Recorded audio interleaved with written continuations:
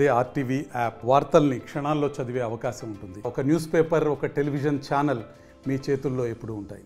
6 గంటల సమయంలో భద్రాచలం రోడ్ బంధు దగ్గరలో ఎస్ఐ గారు సిబ్బందితో వాహనం తనిఖీ చేస్తుండగా సరిపల్లి నరసింహరాజు అనే వ్యక్తి ఏపీ 39CH 6203 అనే బండి గ్లామర్ బండిపై వస్తుండగా పోలీసు వారిని చూసి తడబాటుకు లోనై పారిపోతుండగా అతను పట్టుకుని వెరిఫై చేస్తే ఇతను ఈ బండిని దొంగతనం చేశాడని అంగీకరించినాడు. ఇతని గురించి వెరిఫై చేస్తే ఇతనిపై 2022 సంవత్సరంలో సామర్లకోట పోలీస్ స్టేషన్ లో బైక్ దొంగతనం ఒక కేసు రిజిస్టర్ అయింది.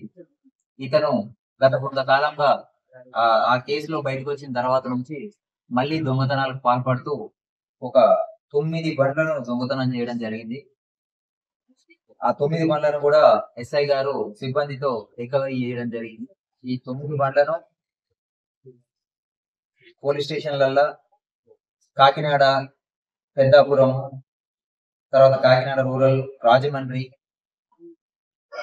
సర్పవరం, అశ్వరావుపేట ఈ లిమిట్స్ లో కూడా ఈ కేసెస్ రిజిస్టర్ కావడం జరిగింది.